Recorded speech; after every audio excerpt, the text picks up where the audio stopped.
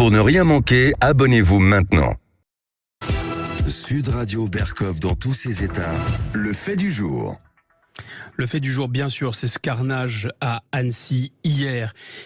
L'auteur de ces tentatives d'assassinat au couteau sur des personnes âgées, sur les enfants, c'est tellement indescriptible. On ne sait pas grand-chose sur cet homme. Était-il fou ou pas? Était-il vraiment chrétien ou pas? Quelles étaient ses motivations? L'enquête est en cours. On ne va pas se jeter tête baissée dans une interprétation, une surinterprétation politique ou je ne sais quoi. Mais on sait une chose sur ce personnage. On sait une chose, c'est qu'il bénéficiait du droit d'asile en Suède depuis 2013, qu'il était arrivé à Annecy en octobre 2022 et qu'il avait fait une demande de protection. Et donc, je pense qu'il faudrait se poser une question juridique. J'ai souhaité qu'on se pose une question juridique ensemble, comprendre ce qu'est ce droit d'asile, pourquoi quelqu'un qui a le droit d'asile en Suède peut se retrouver en France. Et pour en parler, j'accueille Anne-Marie Le Pourrier, le professeur Anne-Marie Le Pourrier. Bonjour. Bonjour. Donc vous êtes professeur des universités en droit public, c'est vraiment votre spécialité aussi. D'ailleurs, c'est cette question des droits de l'homme, des libertés fondamentales en lien avec ce qu'on appelle, disons, l'état de droit. Première question, en tant que citoyenne plus qu'universitaire, est-ce qu'à votre avis, il faut s'interdire d'aborder la question du droit d'asile ou est-ce que cet événement extrêmement tragique nous invite à réfléchir, bien sûr sans verser dans la récupération ? Non, mais de toute façon, il faut s'interroger sur le droit d'asile, tout à fait indépendamment de ce cas d'Annecy. Il est urgent de s'interroger là-dessus, puisque ce qui se passe dans nos pays, c'est depuis des années un détournement massif de la procédure du droit d'asile. Le droit d'asile est réservé à des gens qui sont persécutés dans leur pays en raison alors soit de leur action en faveur de la liberté, ça c'est le droit d'asile constitutionnel, soit le droit d'asile dit conventionnel, ce sont les gens qui peuvent être persécutés en raison de leur race, de leur religion, de ceci, de cela. Alors il y a deux sources, on peut peut-être marquer une pause. Il y a plein de sources. Mais oui. Disons, si on fait une synthèse, il y a une source constitutionnelle et il y a une source des traités, c'est ça?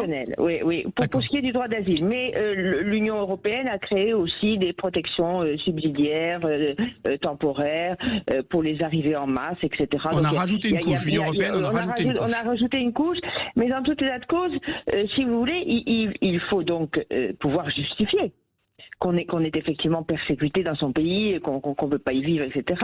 Mais on a depuis toujours admis, évidemment, parce qu'au début, les gens qui le demandaient, c'était des cas individuels. Et de toute façon, ça a été prévu pour des cas individuels au départ. Ces gens viennent par exemple en France ou ailleurs, et on leur donne temporairement le temps d'examiner leur demande. On leur donne temporairement de quoi vivre, on les héberge, ils sont nourris, logés, blanchis. En attendant que leur demande d'asile soit... Mais alors, ceci a créé un appel d'air terrible de tas de migrants économiques qui se précipitent dans des bateaux, à Lampedusa et ailleurs, et qui débarquent de cette façon-là, en masse véritable, et bien sûr, leurs demandes vont être rejetées, mais... ils resteront sur le territoire. Mais bien sûr, parce que vous allez encombrer l'OFPRA et toutes les institutions qui vont mettre un temps fou à répondre. Comment voulez-vous, puisque vous avez des milliers de demandes, et bien donc évidemment ça va prendre un temps fou, que vous avez toute une procédure contradictoire avec du dilatoire, des associations qui viennent en aide à ces gens-là et qui pour faire appel, ont des récits préparés à l'avance.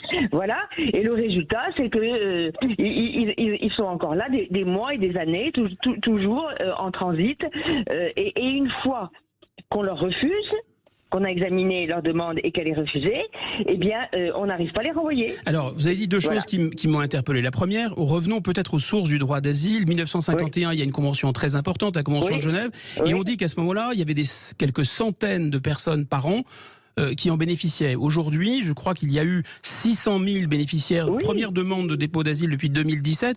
Donc c'est une explosion, c'est le phénomène que vous décrivez. C'est une explosion parce que ce sont des fausses demandes d'asile. Mais qu'est-ce qui s'est passé depuis 1951? Pourquoi ça a explosé à ce point-là? Ce qui se passe maintenant, ce sont des migrants économiques qui, ne pouvant avoir des visas pour migrer, vont utiliser le système de l'asile. Donc est-ce que ça veut dire, Anne-Marie Le Pourrier, qu'on a étendu la définition du bénéficiaire? Non, on n'a pas étendu, simplement c'est interprété de telle manière et la procédure est si favorable qu'ils utilisent celle-là.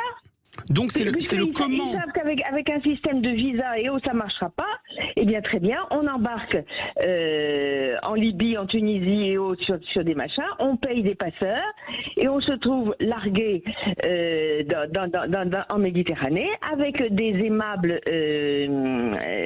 aimables bateaux armés par Soros, les ONG et tous les machins qui vont aller vous chercher et qui vont forcer les ports italiens, etc. C'est ça. Donc c'est le voilà. comment on traite cet asile. Voilà, la définition même de l'asile n'aurait pas besoin d'être changée d'après vous. Eh ben, le problème, parce que quand vous avez un changement complet, le Conseil constitutionnel l'avait admis d'ailleurs dans un domaine, lorsque vous avez un changement complet des circonstances de fait, vous êtes bien obligé d'adapter le droit. Bon, vous voyez bien que la procédure que nous avons actuellement cause un appel d'air formidable et un détournement massif. Donc il va bien falloir la changer. C'est-à-dire qu'il faut dire qu'en 1951, par exemple, il y avait environ 250 millions d'Africains, il y en a maintenant 1 milliard 300 ou 400 millions. Voilà. Donc on n'est plus dans les mêmes ordres de grandeur. La perspective des spécialistes de la démocratie au Sahel nous annonce le pire devant nous. Bon, donc voilà. Et donc si on ne prend pas des mesures drastiques, on ne va pas y arriver. Mais sans revenir... je ne vois pas, parce que le Conseil européen vient d'adopter à la majorité, puisque désormais c'est la majorité, donc il y a la Pologne et la Hongrie qui ont voté non, et plus d'autres États qui se sont abstenus, mais donc c'est passé. Maintenant ça reste à discuter au Parlement européen, le fameux pacte migratoire. Or, qu'est-ce qu'il prévoit simplement? Écoutez, voilà, on va soulager l'Italie, notamment les pays d'arrivée, là, on va les soulager en prenant des quotas. Et on va nous-mêmes examiner leurs demandes. Ce que vous nous expliquez, c'est qu'il n'y a pas de réforme. Il y a une confusion à dessein entre de l'immigration économique et du vrai droit d'asile. Oui, bien sûr. Et je pense qu'à ce degré d'impuissance manifeste de l'Europe et autres, c'est qu'il n'y a pas de volonté politique. Il aurait pu, à votre avis, ce personnage bénéficier de l'indemnité, je crois que c'est 426 € par mois et d'un logement ou pas? Non, parce que normalement, puisqu'il a déjà le statut de réfugié, il ne pouvait pas le demander. C'est évident que sa demande était abusive. Bien sûr. Donc il a les droits au refus. Mais manifestement, c'est un type qui n'est pas bien du tout dans sa tête. Il a accumulé les frustrations parce qu'il n'a pas eu la nationalité suédoise. Il s'est fait virer par sa femme, etc. Et donc là, de toute évidence, il pète un câble, quoi. Bon, merci. Il aurait pu rester là où il était. Oui, voilà. Il aurait pu rester où il est, mais si vous voulez, à partir on n'a pas vocation à accueillir tous les gens qui pètent des câbles de la terre. À partir du moment où un étranger est en situation régulière sur un pays de l'Union, de Schengen, et ben il peut rentrer dans un autre. Bon, attention, ça ne veut pas dire qu'il puisse s'y maintenir. Hein. Bien sûr. Il faut qu'il ait des. Mais là, on avait refusé, mais il aurait pu encore faire des appels ou pas et se maintenir. Ah oui, pourquoi pas. Oui. De toute façon, se maintenir, ça c'est fastoche. C'est ça. Oui, puisque finalement... De toute façon, vous savez, nos rues regorgent de gens qui sont sous OQTF. Il a été refusé, qui sont toujours là.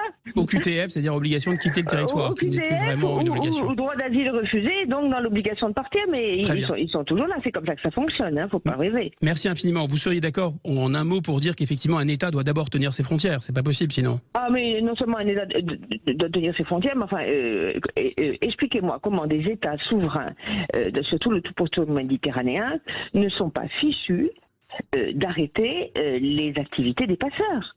C'est une question qu'on laisse pour la prochaine fois. Quand même, on a la pire vermine, la pire mafia qui soit. Oui, enfin vermine, c'est le terme. Et or personne n'est capable d'arrêter ça. On vous réinvitera pour savoir. Est devenu quelque chose d'hallucinant. On vous réinvitera pour examiner comment peut-être arrêter ces mafias. Merci infiniment, en tout cas, Anne-Marie Le Pourrier. Je rappelle que vous êtes professeur des universités. Sud Radio André Berkoff. Berkoff dans tous ses états, ça balance pas mal sur Sud Radio. Alors on vient de voir avec le professeur Anne-Marie Le Pourrier que finalement cet état de droit paralysait un peu l'État, c'est un peu le droit contre l'État, et bien sûr on est sous le choc, nos pensées ne peuvent pas se détacher de ces petites victimes et de leur famille, mais en même temps je me rappelle que jeudi c'était aussi un moment important pour notre démocratie, il ne faut pas faire de récup c'est vrai, mais il ne faut pas non plus faire de contre-récup. Je me souviens aussi de cette séquence surréaliste, peut-être l'avez-vous entendu ou vu, d'Aurore Berger qui exige qu'on arrête séance tenante de parler de la réforme des retraites parce que l'attaque avait lieu. Bon, mais on vient de parler du dévoiement du droit d'asile, on ne va pas se mettre à parler de la réforme des retraites, quoique tous les sondages montrent que 2 Français sur 3 sont favorables à réguler les flux migratoires et 2 Français sur 3 sont contre la réforme des retraites. Et finalement, on nous oppose, on nous impose une politique contre laquelle une majorité d'entre nous sommes. Et c'est la question que je posais au professeur Clara Egger, professeure à l'université de Rotterdam, spécialisée sur cette question du RIC, même une théoricienne du RIC. Est-ce que le RIC, c'est-à-dire le référendum d'initiative citoyenne, ne serait pas un moyen, une solution pour empêcher des gouvernements d'imposer à des peuples des politiques dont ils ne veulent pas? Bonjour Guillaume. Bonjour, oui, bien sûr. Je fais une insiste quand même parce que je trouve qu'il faut faire attention. Parce que quand on dit la majorité des Français souhaitent un contrôle plus fort des flux migratoires, qu'est-ce que ça veut dire? Est-ce que ça veut dire qu'ils veulent une administration plus efficace dans la gestion des demandes? Est-ce que ça veut dire qu'ils veulent des lois plus dures? Est-ce que vous êtes en mesure, vous, de répondre à cette question, Guillaume? Non, mais on peut se dire qu'ils ne sont pas d'accord avec le statu quo actuel. Tout à fait, mais là où je veux en venir, c'est que dans d'autres pays, on sait. En fait, on est capable de savoir ce que souhaitent les citoyens sur une série de sujets. Est-ce que vous allez nous parler de pays dans lesquels il y a des RIC, justement? Le RIC est légal. Oui, c'est ça. Effectivement. On parle de plus de quand même 36 pays dans le monde, parfois très voisins de nous, où en fait les citoyens ont la possibilité de faire la loi directement, de l'écrire et de la voter directement. La Suisse, par exemple? La Suisse, c'est un des grands exemples, mais c'est pas le seul. En Amérique latine, on a l'Uruguay. Des grands États aux États-Unis, la Californie, le font également. Et qu'est-ce qu'on observe? Eh bien, c'est qu'on sait ce que les citoyens veulent, et aussi on a des gouvernants qui respectent ce que les citoyens veulent. Et ça, je crois que via l'outil du RIC, c'est vraiment le moyen de faire en sorte que on ne soit plus méprisé et que les citoyens aient vraiment du poids dans notre pays et qu'on sache vraiment ce qu'ils veulent. Vous avez raison, Clara Egger, il faut être prudent. On ne sait pas si évidemment le peuple veut, par exemple, supprimer complètement le droit d'asile ou modifier ses modalités d'application. On ne sait pas, on ne peut pas répondre à la place du peuple. Personne n'est le peuple, en définitive. Mais ce que vous soulignez, c'est que dans le système démocratique actuel, en France, par exemple, le peuple n'a pas le pouvoir d'initiative. C'est-à-dire qu'il ne peut pas décider des sujets sur lesquels il décide. C'est bien ça ? Exactement. Alors c'est plus, en fait, le peuple en France, les citoyens ne sont pas capables effectivement d'être initiateurs des lois. En fait, un tout petit nombre de gens ont ce droit-là dans notre pays, c'est le gouvernement et les parlementaires. Eux peuvent mettre des sujets à l'agenda. Et quand on compare on va dire, si on prend les électeurs, aux 40 millions de Français qui sont électeurs, c'est quand même un tout petit nombre. C'est un droit qui est confisqué par un tout petit nombre de personnes. Exactement. Et prenons cet exemple de la Suisse. On sait que la Suisse, il y a eu un référendum, une votation, comme ils disent là-bas, sur la question des minarets, par exemple, pour les interdire. C'est quoi le seuil pour qu'une question soit soumise au vote des Suisses ? En Suisse, il faut collecter 500 000 signatures pour qu'une question soit soumise à référendum. Donc, ce serait l'équivalent chez nous de 700 000 personnes. C'est-à-dire, si on avait le seuil suisse qui fonctionne assez bien, on regarde la taille du pays, bien 700 000 citoyens français pourraient faire une nouvelle proposition de loi en matière, par exemple, de retraite ou en matière migratoire. En Suisse ou d'ailleurs en Californie, puisque je crois que c'est le cas en Californie, est-ce que vous citiez l'Uruguay, est-ce que les flux migratoires sont mieux régulés, par exemple ? En fait, c'est pas tellement la question. Est-ce qu'il faut mieux ou la question, c'est plutôt quel type de politique migratoire est mis en place et qui décide de la politique migratoire. En fait, dans ces pays, on a des politiques migratoires qui sont très protectives à l'égard des personnes qui sont les plus soumises à la concurrence internationale. Ça, c'est un vrai enjeu aujourd'hui. On le sait peut-être pas dans notre pays, mais on a des personnes diplômées qui se protègent de la concurrence internationale en matière notamment d'emploi, puisque les diplômes des personnes étrangères ne sont pas reconnus dans notre pays. Et par contre, qui soumettent, puisque ce sont eux qui font la loi, qui soumettent à la concurrence internationale des personnes qui sont sans diplôme. Alors ça, c'est très intéressant ce que vous dites. Vous dites que dans ces pays où il y a le référendum d'initiative citoyenne sur la question migratoire, on a une situation inversée, si je résume. C'est-à-dire que ce ne sont pas les gens qui font la plonge qui sont en concurrence. Là, il n'y a pas d'immigration, mais ce sont, par exemple, les neurochirurgiens. Exactement, on a une protection en fait des personnes peu qualifiées. Pourquoi ? Parce que les citoyens sont en mesure de décider qui doit être soumis à la concurrence internationale et qui ne doit pas être soumis à la concurrence internationale. On n'a pas le moyen d'avoir cette discussion dans notre pays. Et puis aussi, vous parlez du droit d'asile. La Suisse est par exemple un des pays qui est le plus exemplaire sur la protection du droit d'asile. Pourquoi ? Parce que c'est une valeur auquel les Suisses sont très attachés. La possibilité aussi de montrer de la solidarité envers les populations qui sont victimes de crise. Mais ils ont peut-être leur mot à dire sur la manière dont c'est mis en œuvre. En tout cas, merci infiniment Clara Heger. Je rappelle, vous êtes professeur à l'Université de Rotterdam et on peut retrouver en ligne facilement vos travaux et vos propositions. Vive le référendum d'initiative citoyenne. Sud Radio Berkov dans tous ses états. Alors bravo, c'est l'heure du bravo. Je pense que on ne peut pas ne pas tirer notre chapeau à cet homme, Henri, 24 ans, qui s'est interposé, qui a mis sa vie en jeu pour protéger les enfants. Il faisait le tour des cathédrales, c'est un catholique pratiquant. C'est curieux quand même, quand le mal absolu surgit, le bien surgit aussi. Il ne faut peut-être pas désespérer de l'homme, il ne faut peut-être pas désespérer de la France, il y a peut-être encore de la bravoure, du courage dans notre pays. Mais je voulais aussi vous présenter un autre personnage qui me semble courageux et qui redonne de l'espoir, parce que c'est sa ténacité, sa lucidité qui redonne de l'espoir. C'est Albéric de Serran, il est directeur d'établissement scolaire. Albéric de Serran, bonjour. Bonjour Guillaume Bigot. Je vous ai repéré parce que vous interveniez au sujet de cette question du harcèlement qui bien sûr n'a rien à voir avec l'attaque au couteau, encore que nous sommes dans une société dans laquelle la violence ne cesse de monter. Elle implique souvent la jeunesse comme cible, elle implique aussi souvent la jeunesse comme auteur de ces violences. Et on peut penser là, évidemment, au martyr de cette petite Lindsay qui a fini par se suicider. Et on se pose parfois la question, vous savez, question inverse, on se disait, mais quel monde va-t-on laisser à la jeunesse ? De plus en plus, je pense, les gens de ma génération et de la vôtre se posent cette question, quelle jeunesse va-t-on laisser au monde ? Et vous la côtoyez, cette jeunesse, en tant que directeur d'établissement, et vous n'en désespérez pas. Comment vous vous y prenez pour transmettre à la jeunesse ? Je ne prends pas des moyens, comme le ministre de l'Éducation nationale nous promet, avec notamment ce qui est hallucinant avec le dispositif phare qui nous annonce au moins 5 personnes qui viendront au collège. Le collège est le plus frappé par le harcèlement. On compte à peu près 5,6% actuellement de harcèlement en France dans le second degré et particulièrement au collège, qui est un moment charnière où l'enfant est dans l'instabilité et une instabilité légitime et naturelle. Il se découvre, il se structure, il se fonde. Donc, je ne crois pas aux moyens, mais je crois profondément aux méthodes, c'est-à-dire des méthodes qui nous permettent de revenir à ce dont on a le plus besoin, c'est la relation. Vous voyez ? Et c'est pour ça d'ailleurs que des émissions comme les vôtres fonctionnent très bien, parce que nous revenons à des échanges, à des relations. Et c'est pas le fait de vouloir absolument parler à la radio, mais de pouvoir par la radio essayer d'être en relation. Et à l'école, à partir du moment où vous avez une relation entre les directeurs, professeurs, parents et élèves, eh bien les gens se connaissent. Et quand il y a des difficultés, quand il y a des épreuves qui peuvent parfois être naturel, parce que chez un adolescent, il n'y a pas toujours la stabilité, comme je vous le disais, et donc parfois, il se révèle du mauvais côté de son tempérament. Et bien à ce moment-là, comme on se connaît, on en parle, mais on ne se découvre pas et on ne fait pas connaissance à partir d'un mal. On fait d'abord connaissance parce que un enfant est à l'école.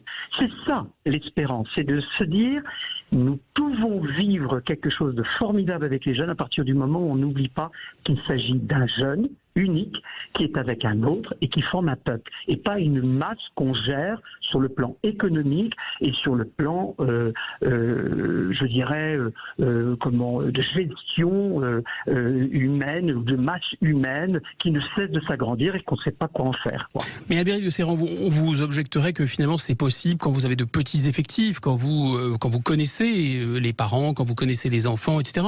Là il y a quand même un phénomène de massification dans les collèges. Il y a une politique volontaire de massification. Et depuis maintenant largement 30 ans. Nous avons vu des cliniques, des hôpitaux publics qui se sont fermés. Nous avons vu des cabinets libéraux qui se sont fermés dans les petits villages, dans des quartiers, etc. Nous avons vu des régiments militaires être dissous et être fermés parce qu'on considérait qu'il fallait plus une grosse caserne et puis finalement on n'a pas besoin d'autant de militaires. Eh bien l'école a été frappée de plein fouet. À partir partir du moment où vous avez 60 élèves dans une petite école de commune, on considère que l'effectif n'est plus raisonnable. Et donc on ferme. Mais à partir de quand on a décidé qu'un nombre d'enfants était le critère d'ouvrir une école? Je ne sais pas, mais moi je crois que c'était plutôt à partir du moment où il y a un enfant qui a besoin d'être instruit, il a le droit à l'école. Et l'école à proximité, et une école humaine. Donc le pas de vague qu'on dénonce, c'est quelque chose où finalement le laxisme un peu pédagogiste à la mode, comme ça, gauchiste, tient la main à la volonté de faire des économies au libéralisme. C'est ce que vous nous dites? Je pense que l'argent passe avant l'homme. C'est ça. Et en réalité, il est fondamental, dites-vous aussi, de rétablir un cadre, une autorité qui soit non discutable et que les adultes imposent aux jeunes. Je crois profondément en cette trilogie dans l'acte de l'enseignant et dans la posture de l'enseignant comme dans la posture du directeur ou de l'éducateur. Il y a une dimension de direction, c'est-à-dire discipline, qui va sécuriser l'enfant et le groupe d'enfants. Il y a aussi en même temps cette dimension de l'accompagnement qui permet à cet enseignant ou au directeur d'être toujours branché dans la posture de l'écoute. Et une écoute attentive, pas une écoute démago, une écoute pédagogique. C'est-à-dire, qu'est-ce qu'il faut faire grandir en enfant quand il me parle? Et pas, l'enfant va faire l'école, l'enfant va m'apprendre mon métier. Non, c'est comment l'enfant se découvre. Et enfin... Éduquer, c'est élever, donc il faut que l'enseignant soit à sa place. Et puis il faut l'élever. Et puis, troisième dimension, c'est la présence, l'animation. L'animation où il y a l'enseignement, où il y a l'éducation. Et très souvent, vous avez des écoles où on a complètement segmentisé les choses. Et donc, nous avons par exemple un professeur qui n'accompagnera pas l'enfant dans une punition. Non, c'est le métier du pion. Et il n'y a pas de collaboration entre ses collègues. Alors, résultat des courses, un enfant, il est intelligent. Hein. Là où il y a des fissures, là où il y a des failles, il s'engouffre et il joue avec les adultes. Albéric de Serran, il n'est pas éduqué. Pour terminer, vraiment, je veux un peu le cri du cœur, oui ou non, d'une certaine façon, cette montée de la violence dans les écoles, cette vague des abayas, cette chute du niveau, vraiment ce harcèlement, tous ces phénomènes-là qui gangrènent les écoles, est-ce que vous pensez que des adultes bienveillants et qui tiennent leur place pourraient, oui ou non, enrayer cette montée-là ? Il ne faut pas tomber dans le piège de se dire, alors, est-ce qu'il n'y a pas une autre idée, ou une autre idéologie, ou un autre moyen? Non. Je pense que le fondement, c'est, rappelons-nous, qu'un enfant est une personne, un être. Merci. Et c'est ça qui nous mobilise. Merci infiniment, Albéric de Serran. Merci. Je rappelle que vous êtes fondateur de l'école Alexandre Dumas. Merci. Oui, tout à fait, entre autres. Sud Radio Berkov dans tous ses états. Le face-à-face. Vous êtes bien sur Sud Radio et j'accueille aujourd'hui Jean Messia pour ce face-à-face. Jean Messia, on vous appelle un peu le roi de la punchline, le roi du silence sur les plateaux.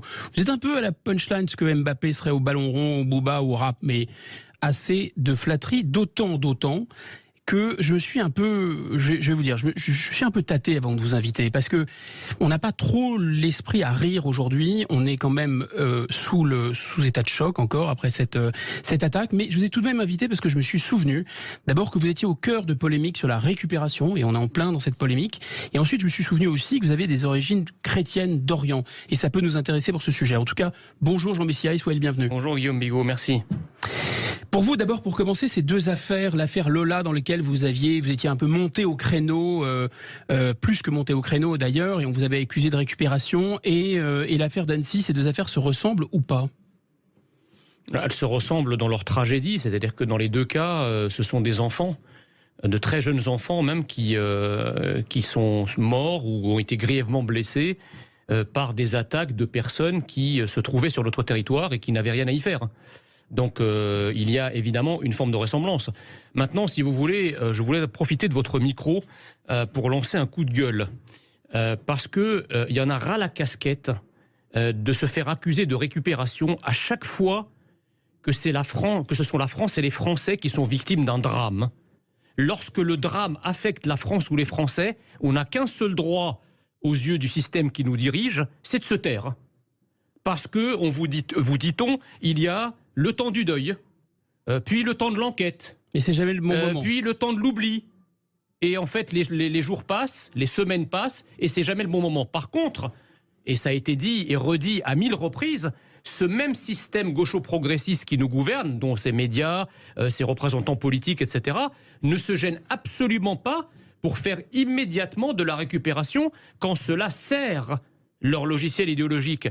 Pourquoi n'a-t-on pas dénoncé la récupération au moment de la mort du petit Aylan sur une plage turque? Pourquoi n'a-t-on pas plus récemment dénoncé la récupération de ces 200 socialistes qui sont allés manifester leur soutien au maire de Saint-Brévin, alors qu'on ne sait absolument pas ce qui s'est passé à Saint-Brévin concernant l'incendie de la mairie? Ça a été un peu dénoncé tout de même.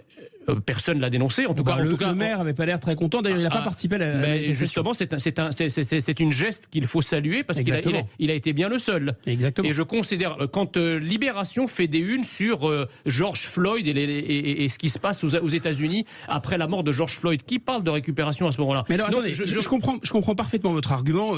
Même, je le comprends tellement que je le partage. Je pense que c'est en effet un traitement inéquitable. Il y a un peu deux salles, deux ambiances suivant qui sont les auteurs et qui sont les victimes. Mais le fond de votre pensée à vous, qu'est-ce que c'est? C'est que quand il y a le petit Ilan, c'est pas bien de récupérer. Quand il y a George Floyd, c'est pas bien de récupérer. Quand il y a l'attaque d'Annecy, c'est pas bien de récupérer. Donc, vous le faites, vous, parce que eux le font, ou personne ne devrait le faire dans un monde idéal? Non, je crois qu'il est des drames, si vous voulez, que l'on doit interroger. Lorsqu'un drame arrive, se poser la question de l'enchaînement de circonstances qui ont amené à ce drame n'est pas de la récupération. Ou alors c'est être aveugle au malheur du monde. Enfin, je veux dire, toutes des générations de politiques, d'intellectuels, de journalistes se sont toujours posé la question de savoir pourquoi ce qui arrive, arrive. Et donc effectivement, dans le cas de Petit Eliane, interroger les mafias de passeurs, interroger les gens qui risquent leur vie pour venir s'installer dans un pays qu'on leur a présenté comme un Eldorado, etc. Bien sûr, la véritable récupération, c'est de se servir d'un drame, non pas pour qu'il, comment dirais-je, explicite ce qui arrive, mais pour servir une idéologie. Quand le petit Aylan, on s'en sert pour qu'ensuite, dans la foulée, on fasse avaler aux Français des vagues migratoires, ça c'est de la récupération. Ça, c'est l'argument toujours en sens unique, je comprends. Voilà. Mais dans le cas, et vous étiez dans ce reportage sur France Télévisions, je crois que c'est France 5, qui s'appelle La fabrique du mensonge. J'aurais beaucoup de choses à dire sur ce reportage, mais notamment, on vous y entend, et en fait, le cœur, il y a, disons, une partie de très mauvaise foi dans cet argument, il ne faut pas récupérer, mais il y a une autre partie qui peut toucher notre corde sensible aussi. Est-ce que vous le comprenez? Lorsque la famille dit: n'utilisez pas le visage de... pourquoi vous l'utilisez quand même, en fait? Ça, c'est quand même un peu dur, non? Je crois, en tout cas, à la manif dont vous parlez, il n'y avait pas particulièrement de visage de Lola qui était brandi. C'était une manif très digne. Ils étaient partout sur les... Une manif très digne. Excusez-moi, mais quand vous avez effectivement dans d'autres circonstances, lorsque vous aviez Malik Oussekine qui avait été tué par des forces de l'ordre en 89, il y a eu des rassemblements. Personne n'a parlé de récupération à ce moment-là. Jusqu'à aujourd'hui, on fête... Non, mais sans irénisme aucun. Si les parents de Malik Oussekine, si les parents de X, de Y, de Z disent s'il vous plaît, ne faites pas, n'en parlez pas. Mais les parents, attendez, d'abord, les parents n'ont pas dit cela. Dans le reportage, la seule chose qui est dite, c'est qu'un ami de la famille aurait dit que la famille ne le souhaitait pas. Moi, j'ai jamais entendu la famille vouloir ne pas en parler. Enfin, quelle famille victime d'un drame pareil voudrait faire taire la mémoire de sa fille et voudrait qu'on ne parle pas des circonstances dramatiques dans lesquelles cette abomination a eu lieu. N'importe quel parent, lorsqu'on touche à ses enfants, et d'ailleurs vous avez des tas de parents, par exemple prenez les victimes de harcèlement, elles font des pieds et des mains, les parents font des pieds et des mains pour faire connaître les souffrances de leur enfant. Enfin, qui vit un drame pareil et a envie de le mettre sous le boisseau? Personne. Alors, il y a arrêter une tragédie qu'on est en train de vivre ou de subir. Il y a le fait qu'on l'a prise et qu'il faut la digérer à un moment quand même. Oui, mais excusez-moi, mais quels parents, que Dieu nous préserve tous de ces malheurs, mais bien sûr. Quels parents dont l'enfant meurt ne voudraient pas enfin que la mort de son enfant ne soit pas vaine, que son enfant ne soit pas mort pour rien, que ça serve de leçon pour ne pas que les circonstances qui ont abouti à ce drame ne se reproduisent plus dorénavant. Je pense que la plupart des familles, sinon leur totalité, veulent évidemment qu'on parle du drame de leur enfant, veulent qu'on porte la mémoire de leurs enfants, veulent qu'on dise la douleur, parce qu'une douleur qui est partagée est forcément une douleur un peu moindre. C'est quand même pas pareil. Moi, je ne comprends pas le mécanisme par lequel, quand on vit un drame pareil, aucun parent peut dire écoutez, cachez tout ça, c'est comme si c'était pas arrivé, vous on n'en parle comprenez pas. que c'est pas à vous, ni à personne, ni à moi d'ailleurs, ni Exactement, à personne mais de moi, parler à la place des parents. Si la famille a émis une déclaration publique en ce sens, Oui, c'est ça. Pourquoi le documentaire de France 5 n'en a pas fait état ? Pourquoi il est obligé de faire rappel à des amis, d'amis pour nous en parler ? C'est bien qu'eux-mêmes sont dans une forme d'idéologie, comment dirais-je, confiscatoire, visant à tapir la réalité des faits, parce que ça percute quelque part leur logiciel idéologique. Donc c'est pas possible de parler de ça. Il y a des choses dont il ne faut pas parler. Il y a eu quand même un emballement après l'affaire d'Annecy, dans tous les sens. D'ailleurs, et y compris dans le sens de ne récupérez pas la décence, la minute, le quart d'heure de silence, etc. Et on a entendu notamment, on a presque entendu une sorte de soupir de soulagement, c'est-à-dire il n'était pas musulman, il est chrétien. En fait, le fait qu'il soit chrétien ne change rien à l'affaire. Ça, beaucoup de gens l'ont dit, ça change rien à l'affaire. Finalement, il n'avait rien à faire sur le territoire. Mais soyons honnêtes, s'il avait été musulman, est-ce qu'on n'aurait pas assisté aussi à un déchaînement de, entre guillemets, récupération sur le péril islamiste, sur le thème du djihadiste au couteau entre les dents ? D'abord, si vous voulez, c'est quand même extrêmement différent. La première chose, c'est que j'entends énormément de chaînes de télévision et de chaînes de radio concurrentes comment dirais-je, brandir tel un trophée le fait que ce criminel soit chrétien.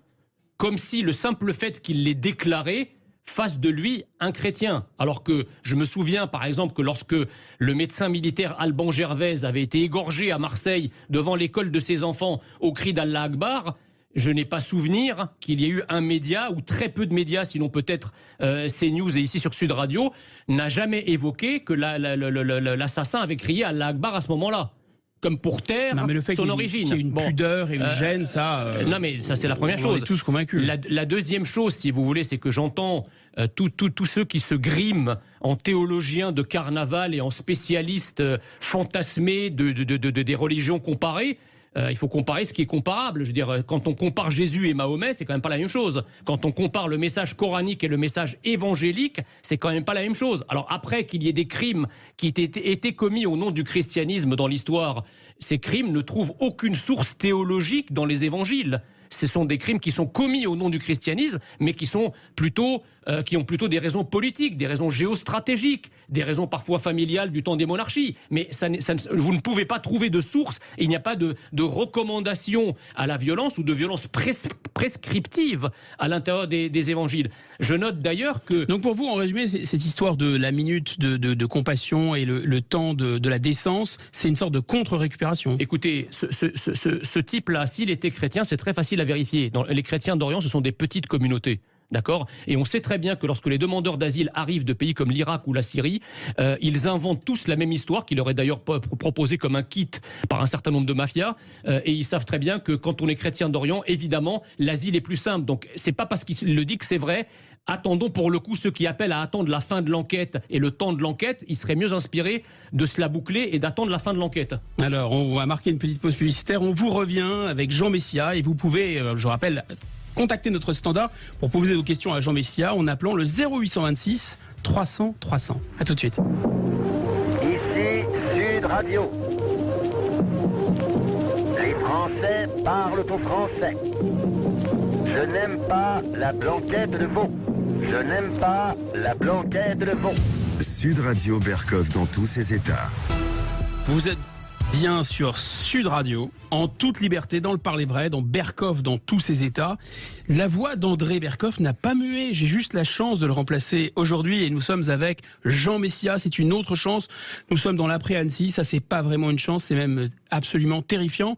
On va tenter un peu de sortir de cette torpeur, de cet effroi. On a plein de questions à vous poser. Vous avez sans doute aussi des questions à poser à Jean Messia. 0826 300 300. Vous pouvez joindre Manu à notre standard pour réagir et poser vos questions. Alors, Jean Messia, j'avais envie de parler un peu de votre parcours. Vous êtes arrivé en France, vous aviez quel âge ? J'avais 8 ans. Vous avez subi du racisme depuis l'âge de 8 ans en France ? Racisme, c'est beaucoup dire. C'est-à-dire que quand vous avez 8 ans et que vous êtes dans une cour de récréation et que vous ne parlez pas un seul mot de français, vous êtes l'objet d'une forme de rejet, mais qui est plus lié à votre différence de manière générale qu'à votre différence ethnique ou raciale. Voilà, Donc, puis la plupart des Français n'ont pas 8 ans d'âge mental. Voilà, c'est ça, exactement. Bon. Donc dire que j'ai été victime de racisme en France, non. Mais je dois beaucoup à cela. C'est que, évidemment, quand vous faites tout pour ressembler au peuple historique, vous êtes traité comme un membre du peuple historique. Donc, si vous vous autodiscriminez en cultivant vos origines et vos différences, comme le font un certain nombre de catégories aujourd'hui, il est bien normal qu'elles soient traitées comme telles. Là, vous soulignez un point clé, c'est-à-dire le fait que dans le processus d'assimilation, la personne qui arrive joue un rôle aussi, doit jouer un rôle actif et volontaire. Oui, alors évidemment, les circonstances sont plus du tout les mêmes, parce qu'à l'époque, vous aviez quand même une... Vous avez été bien accueilli, en résumé. Oui, j'étais bien accueilli, mais c'était une époque où l'immigration était homéopathique. On accueillait des individus, on n'accueillait pas des communautés entières et encore moins des peuples. On arrivait au milieu de Français, parce que par définition, il n'y avait pas de communauté préinstallée dans lesquelles nous arrivions et qui continuaient d'une certaine façon à faire vivre votre pays d'origine. Donc là, on en arrive à la question du nombre, finalement, la démographie, bien sûr, c'est le destin, le nombre. La question du nombre et puis la question des moyens technologiques. Vous savez, je me plais à dire souvent que lorsque, en 78, pour avoir une conversation téléphonique avec le Caire, il fallait commander son appel téléphonique 24 heures avant. Et c'était 100 francs les 3 minutes. Ça a bien changé. Donc il y avait une forme, si vous voulez, où l'on arrivait sur un nouveau continent, un peu comme Christophe Colomb, et on brûlait ses vaisseaux. En fait, ce que vous nous expliquez, c'est compte tenu de la volumétrie, et compte tenu peut-être aussi de la situation économique, mais en tout cas des moyens technologiques, du fait que les étrangers peuvent se relier en permanence à la base. Exactement. L'immigration n'est plus une bonne idée. Donc ce qui veut dire quoi? Ce qui veut dire si demain, vous, Jean Messia, vous arrivez au pouvoir, vous ne donnez pas sa chance aux jeunes Égyptiens que vous avez été. C'est-à-dire le jeune Vous dites non, finalement, c'est comme ça. D'abord, il faut préciser que moi, en fait, ma famille n'est pas arrivée en France en forçant une frontière et n'est même pas arrivée, si vous voulez, de sa propre initiative. Ma famille est arrivée en France à l'invitation de la France, à une époque où la France choisissait précautionneusement son immigration. C'est-à-dire qu'on était dans le cadre de la coopération scientifique. Vos parents faisaient quoi? Ma mère était chimiste et c'est un jury de chimistes français parti en Égypte, recruter 50 chimistes au plan national égyptien, parce qu'à l'époque, la France manquait de chimistes. Donc c'est comme ça que nous sommes arrivés en France. Donc dois-je comprendre que vous êtes quand même pour l'immigration choisie, l'immigration de qualité, une immigration de gens un peu triés sur le volet? Alors, dans l'absolu, oui, mais par rapport à la situation de la France aujourd'hui, je suis pour un arrêt total de l'immigration. Pourquoi? D'abord parce que nous avons une immigration massive sur notre territoire, légale, parfois même française, en tout cas d'origine immigrée, qui ne s'intègre pas, qui ne s'assimile pas. Vous avez certains quartiers en France où le taux de chômage dépasse les 40%.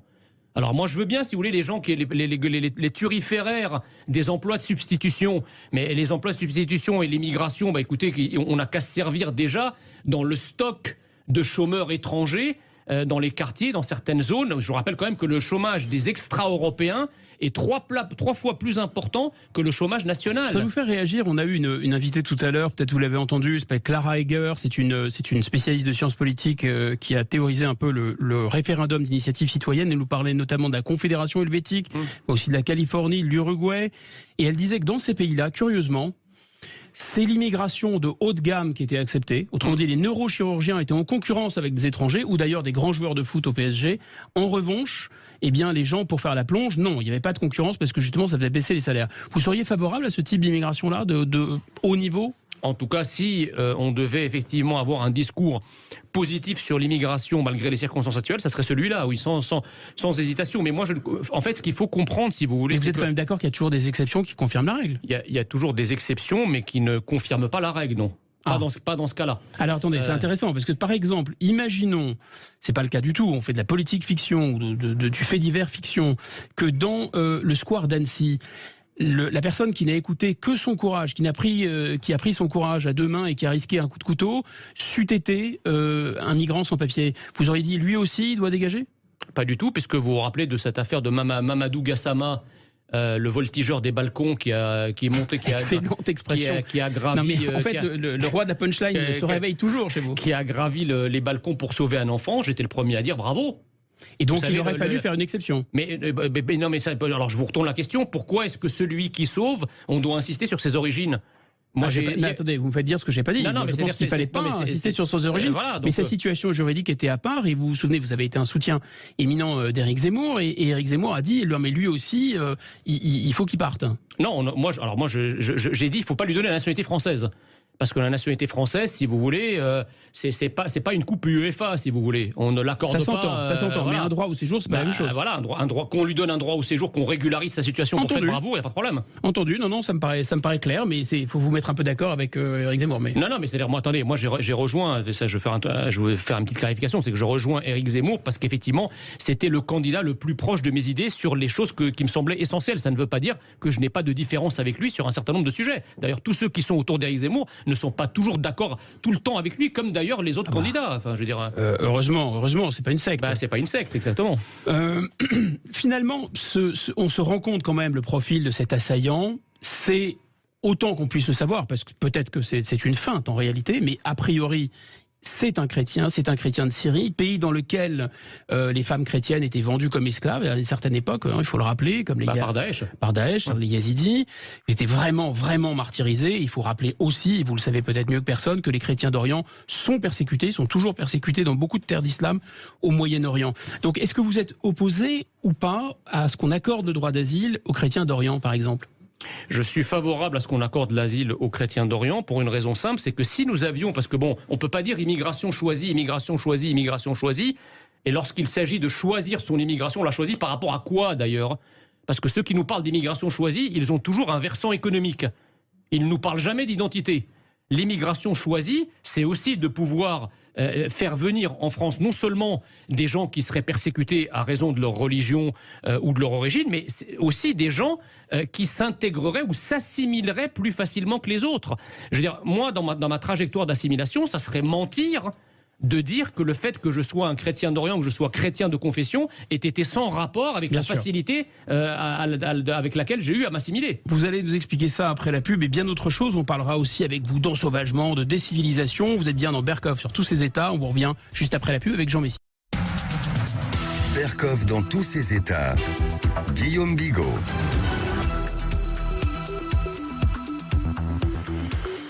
Nous sommes avec Jean Messia jusqu'à 14h et on parle, comme vous le savez, on parle vrai sur Sud Radio. La France semble plonger dans une sorte de nuit des longs couteaux et même parfois en plein jour.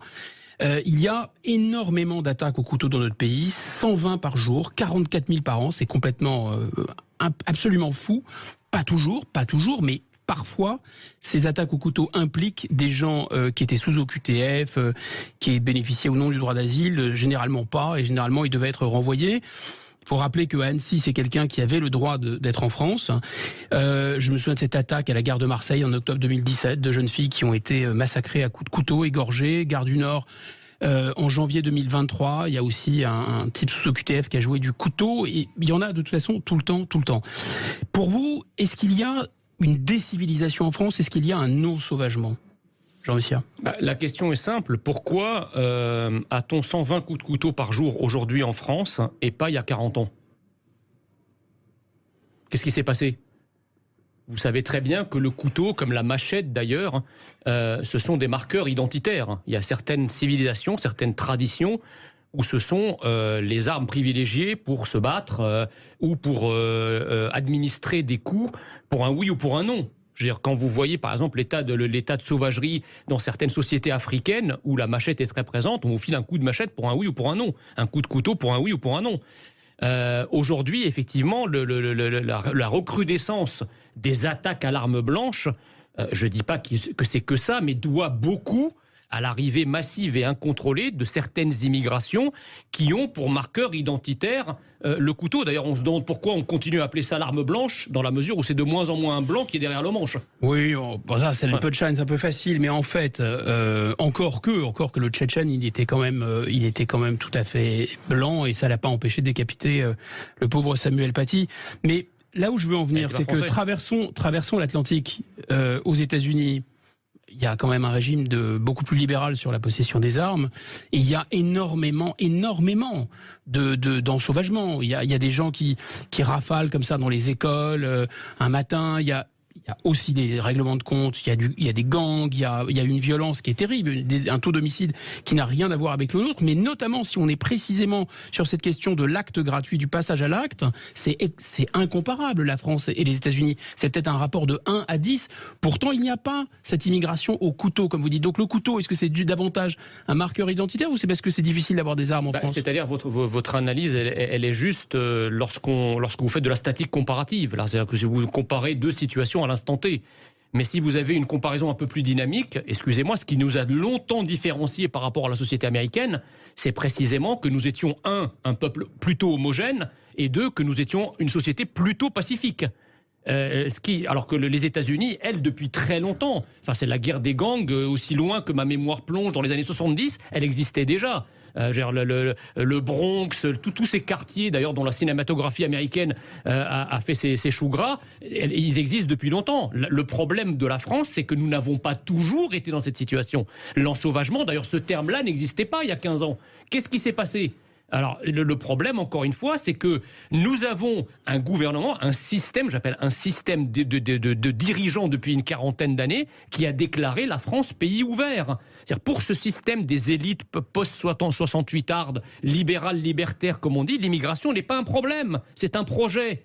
Et cette logique a été sacralisée au niveau supranational par l'Union européenne pour bien maintenir les peuples sous dépendance juridique, pour les enferrer, les enchasser dans des structures juridiques qui favorisent cette immigration. Donc en fait, quand vous ne considérez que la France ce n'est qu'un bout du marché mondial où les gens ne sont que des agents économiques interchangeables, la nature ayant horreur du vide, parce que personne, encore une fois, n'est prêt à mourir pour son iPad, eh bien les gens, ils se cherchent des identités de substitution.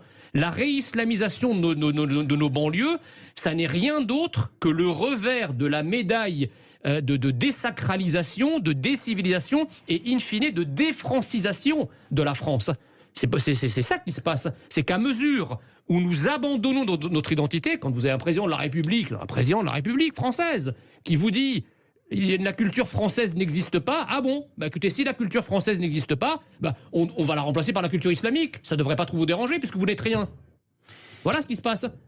Mais est-ce que finalement vous ne tombez pas vous-même dans ce que vous dénoncez ? C'est-à-dire ce que vous dénoncez en gros c'est le déni. C'est le déni de ce phénomène de réislamisation, c'est le déni d'une sorte de rejet de l'universalisme par une immigration qui est dans le tribalisme. Les cousins de mes cousins, alors les autres c'est rien, on peut les planter. Exactement. C'est qu'ils s'adonnent en priorité au trafic de stupéfiants, mais ça n'a rien de nouveau en réalité, le trafic de stupéfiants. Même les mafias sont très familiales, sont très ethniques en général.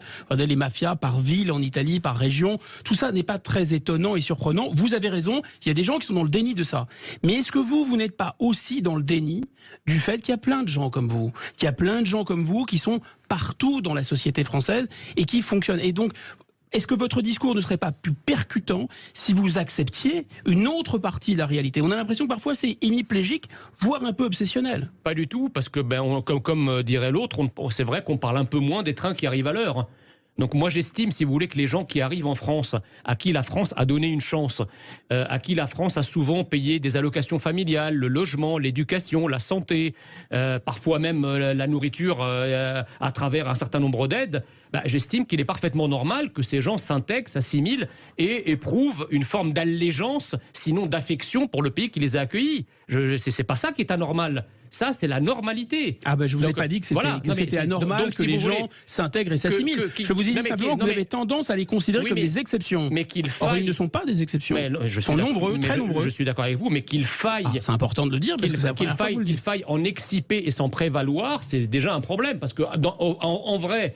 Nous n'avons commencé... Soyons de bonne foi, là je vous suis. Oui. Si l'idée c'est que parce qu'il y a l'assimilation fonctionne dans certains cas, ça voudrait dire qu'il faut faire venir plus de gens dont on n'a pas nécessairement besoin, là je suis d'accord, cet enchaînement ne va pas. Guillaume Bigot, la chose est claire et entendue. Nous n'avons commencé à parler d'immigration que lorsque l'immigration a commencé à faire parler d'elle.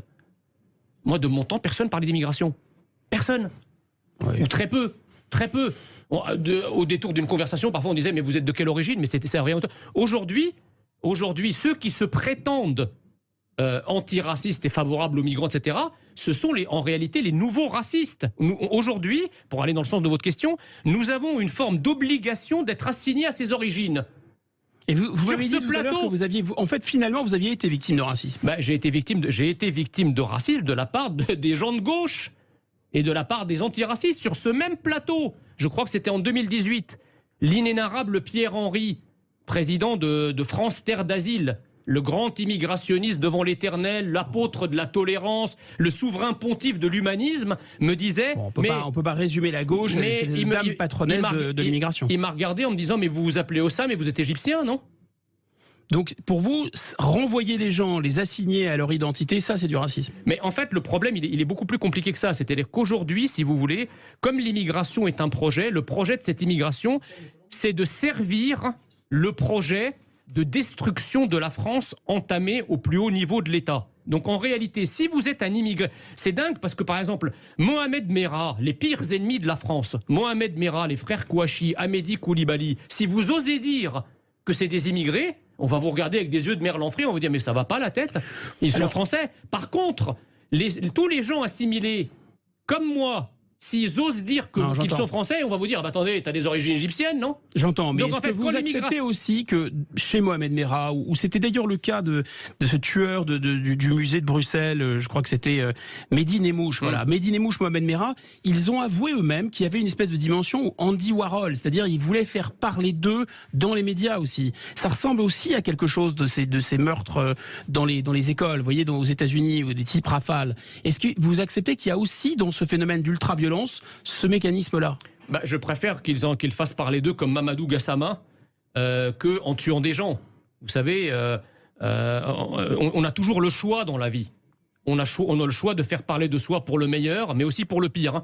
Et ceux qui choisissent le pire, eh bien, ils ne peuvent pas venir s'en prévaloir en disant bah, « j'ai tué parce que je voulais qu'on parle de moi ». Non, moi je veux que tu parles de toi parce que tu as fait des études, parce que tu as brillé dans ton domaine, parce que tu as fait quelque chose d'exceptionnel pour la société, qui permet de parler non seulement de toi, mais de tous les gens qui te ressemblent et que tu représentes à ton corps défendant.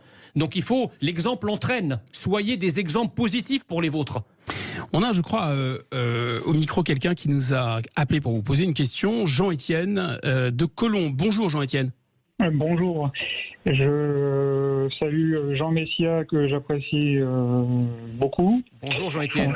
Bonjour, je vous apprécie beaucoup et je trouve que ce que vous dites et ça a le mérite d'être très clair, devrait être, mais ça ce n'est que mon avis, beaucoup plus entendu.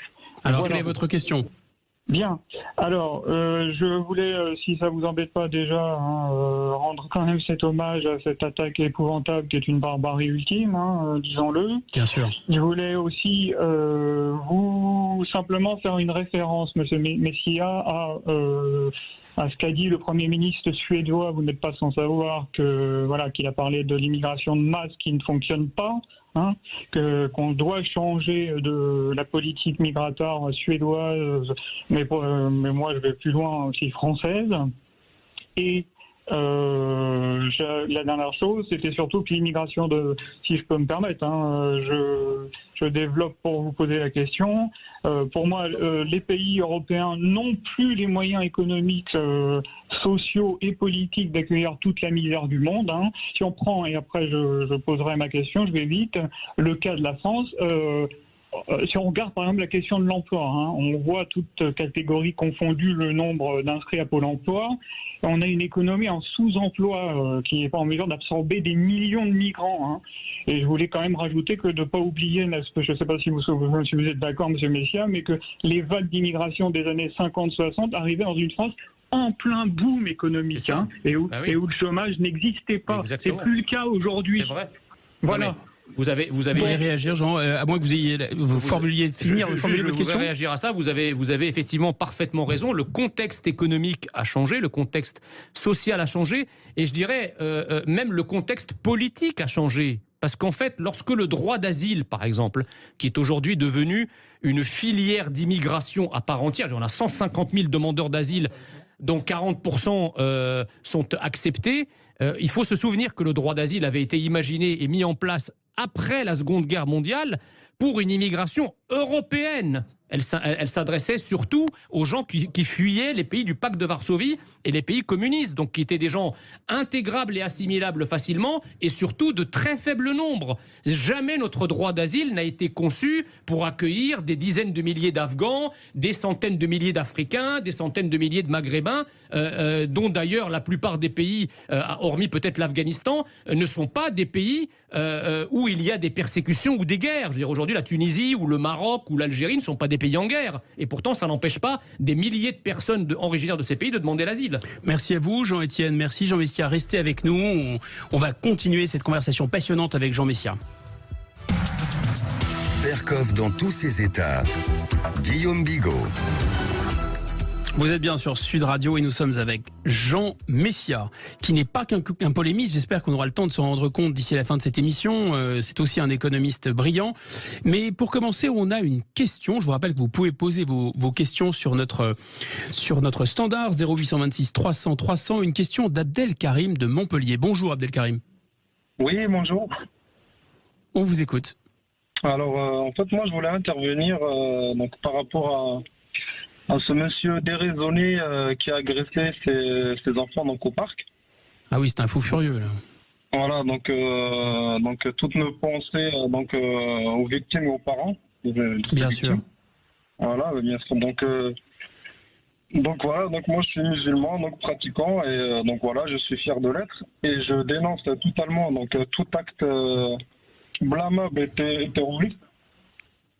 Et je voulais savoir et demander à M. Messia donc s'il peut me signifier la signification d'un terroriste, parce que j'ai l'impression en fait que c'est le terroriste en fait, si vous voulez, on le donne toujours en fait à la personne qui a comme religion l'islam. Mais quand il s'agit d'un chrétien ou qui a un autre dogme, ce n'est plus un terroriste, c'est autre chose. Très bien, votre question est très claire. On va le laisser répondre si vous voulez bien, mais je pense que c'est là pour le coup, on va l'entendre, mais c'est pour l'instant les autorités qui disent que c'est pas du terrorisme, c'est pas Jean Messia. Mais Jean Messia, allez-y, répondez à cette question.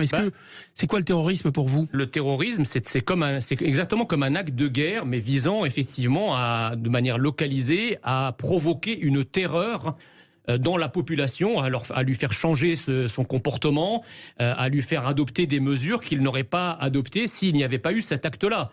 Alors pourquoi effectivement, dans le cas du terrorisme islamiste, par exemple, on parle de terrorisme islamiste, c'est que il y a, et vous le savez très bien, il y a des confréries idéologiques qui prônent l'islam politique, qui prônent l'islam radical et qui ont un projet suprémaciste de soumission des pays ou des zones qui ne sont pas musulmanes. Les frères musulmans, avec Saif el-Islam Hassan el-Banna, qui a été théorisé sur le plan international par Saïd Qutb dans les années 50 et les années 60, en disent long sur cette idéologie qui est aujourd'hui encore pratiquée. Ça, donc, je termine, il n'y a juste pas, si vous voulez, à ma connaissance, de projet de suprémacisme chrétien qui vise à soumettre au christianisme, y compris par la terreur ou par la violence, des zones qui ne seraient pas chrétiennes. En tout cas, dans le message évangélique et dans le message de Jésus, il n'y a rien qui puisse être assimilé à de telles velléités. Donc voilà pourquoi, si vous voulez, c'est compliqué de parler de terrorisme chrétien, parce que dans la religion chrétienne, si vous voulez, vous ne trouverez pas de violence prescriptive visant à soumettre ce qui n'est pas chrétien. Vous entendez aussi qu'Abdelkarim, de son point de vue de musulman, dit mais oui, mais les gens qui se réclament de l'islam n'ont pas à le faire non plus. C'est-à-dire que Abdelkarim, arrêtez-moi si je me trompe, monsieur, mais vous n'êtes pas un frère musulman. Vous n'êtes pas un disciple. Là, moi, en fait, parce que là, en fait, si vous voulez, vous passez d'un point à un autre. À savoir que l'islam, parce que là, vous dites l'islam terroriste, l'islam radical. Dans l'islam, ça, il faut bien le comprendre. Il faut vraiment comprenez-le, étudiez-le. L'islam ne représente que la tolérance et la paix. Cela dit, si maintenant vous avez des gens qui sont violents, ça existe, oui, qui sont en guerre, je suis désolé, c'est de votre obligation de vous instruire et d'apprendre les écritures religieuses afin de comprendre et d'élargir aussi vos idées. Mais monsieur, écoutez-moi, je vous ai laissé finir, vous vous laissez parler, voilà, vous me laissez parler. Moi, si vous voulez, donc je suis musulman pratiquant, donc je suis français, J'assume, je suis très fier de ce que je suis. Je n'ai jamais mis un seul pied dans un commissariat. Tout se passe très bien dans ma vie, si vous voulez. Donc, mais là, c'est pas trop. Non, mais c'est pas la question. C'est pas la question non plus. Là, on saute vraiment d'un point à beaucoup d'autres. Non, mais vous avez posé la question à Jean Messia. Quelle est sa définition du terrorisme? Il vous a répondu, et je lui ai dit que je me mettais à votre place. Vous dites que vous aussi, pour vous, ces gens-là ne sont pas musulmans. Ça me paraît assez clair. Voilà. Désolé. Donc, il faut. En fait. Après, on n'est pas obligé d'aller étudier les textes d'aucune religion, d'ailleurs, ni la vôtre, ni celle de personne. Oui, mais dans ce cas-là, qu'il ne propage pas des idées fausses. Ah bah je propose pas des idées. Il a ses idées, vous avez les vôtres, citoyen. J'ai juste une question à vous poser, Abdelkrim. Et ça, puisque vous me placez sur le terrain théologique, moi, vous savez, j'ai lu le Coran. Mais brièvement, messieurs, parce qu'on a d'autres auditeurs qui veulent. Comment s'est répandu l'islam au 8e et au 9e siècle? Oui. Il s'est répandu comment, l'islam? Dans le monde arabe, il s'est répandu comment? Non, mais moi, je peux très bien aussi vous poser une autre question. Vous voyez, moi, je suis pas un érudit. Vous voyez, je ne suis pas un érudit, je ne suis pas un historien. Je peux très bien aussi, moi, vous rétorquer, le plus gros génocide humain qui a eu lieu sur cette terre, il a été créé par qui? Il a été commis par qui? Pas par des chrétiens. Bien sûr que si. Au Mère Indien, il y a plus de 130 millions de morts qu'il y a eu. Donc, il a été créé par les chrétiens. On ne va pas, malheureusement, messieurs, c'était un sujet très intéressant, Jésus, si vous voulez. Mais ce n'est pas le sujet d'aujourd'hui. Donc, les génocides commis par l'islam, au nom de l'islam, contre l'islam, ce n'est pas le sujet de notre émission. Merci infiniment. Il y a aussi un auditeur qui s'appelle Emmanuel. Bonjour à vous, vous êtes de Lacano et vous aviez également une question pour Jean Messia. Oui, bonjour Guillaume et bonjour Jean Messia. Bonjour. C'était pas vraiment une question, c'était plutôt pour réagir et donner mon point de vue sur ce qui s'est passé dans le square d'Annecy. Bon, bien sûr, je m'associe comme tout le monde aux victimes et j'ai une pensée pour eux. Mais je trouve quand même assez hypocrite de la part de nos élites, et notamment nos élites occidentales dont fait partie Emmanuel Macron, en venant au chevet de ces victimes, quand on sait qu'on participe à des guerres, qu'on participe à des conflits dans le monde entier, que l'on crée la misère dans le monde, parce que la guerre, c'est les destructions des pays, c'est la destruction des hommes. Et ces gens-là qui arrivent de là-bas sont complètement hachés psychologiquement, ils sont complètement bouleversés. Et ces gens-là, on les retrouve après ensuite dans différents pays et ils créent et ils font des conneries, quoi. Et je trouve ça vraiment hypocrite. Mais Emmanuel, vous êtes d'accord, ça peut s'appliquer à la Libye, mais ça ne peut pas s'appliquer à la Syrie. La France n'a pas attaqué la Syrie. Il y avait une guerre civile en Syrie. On l'a pas attaqué, mais on a soutenu quand même les rebelles. Hollande avait dit c'était une catastrophe. Enfin bon, on a participé avec les Américains. Et puis plus globalement, pas que en parlant forcément de la Syrie, mais on va voir ce que ça va donner avec l'Ukraine. On va voir ce que ça va donner avec l'Ukraine. Quand on a des milliards d'euros à déverser pour les guerres dans tous ces pays-là, on devrait pouvoir avoir un peu d'argent pour pouvoir accueillir de manière qualitative et suivie les gens que l'on souhaite accueillir. Alors, donc est-ce qu'on récolte ce qu'on sème en fait en intervenant? Et puis je trouve que c'est hypocrite de la part de nos élites. On a des images comme ça où tout le monde est en pleurs, mais derrière, on fait complètement l'inverse. Jean Messia. Alors, vous avez, je partage une grande partie de votre analyse. C'est vrai que, par exemple, la guerre que nous avons injustement conduite en Libye a fait sauter un verrou migratoire gigantesque. C'est un barrage migratoire qui s'est effondré et donc que ça a provoqué effectivement un tsunami de l'immigration sur toutes les côtes européennes, italiennes, grecques et par ricochet la France également. Ça, c'est la première chose. Donc effectivement, il y a des guerres toutes les guerres ne sont pas justes et il y a des guerres que nous n'aurions pas dû mener, qui ont été conduites en dépit du bon sens et par idéologie un peu funeste. Ça, c'est la première chose. La deuxième chose, c'est qu'effectivement, je vous rejoins, il y a plus qu'une hypocrisie dans l'attitude aujourd'hui des membres du gouvernement et au premier rang desquels d'Emmanuel Macron par rapport à ce qui se passe. Parce que quand Emmanuel Macron se rend à Annecy, et c'est bien son devoir d'y aller dans les circonstances que traverse le pays et que traverse cette ville en particulier suite à ce drame, Emmanuel Macron ne fait qu'aller rendre visite et constater les résultats indirects, les dégâts collatéraux de sa propre politique migratoire. Parce qu'il veut accueillir tout le monde. Il dit que la France est un pays d'accueil au nom de l'humanisme, du progressisme, etc. Mais, excusez-moi, les seuls en priorité à devoir bénéficier de l'humanisme et du progressisme, entre guillemets, c'est la France et les Français. Les Français ont élu Emmanuel Macron, non pas pour qu'il protège toutes les misères du monde. Ils l'ont élu en priorité pour qu'il protège les Français eux-mêmes. Mais vous nous avez dit tout à l'heure, vous étiez quand même favorable, Jean Messia, au droit d'asile accordé aux chrétiens d'Orient. Je suis favorable au droit d'asile accordé aux chrétiens d'Orient, mais ça n'est en aucun cas un droit d'asile massif pour deux raisons.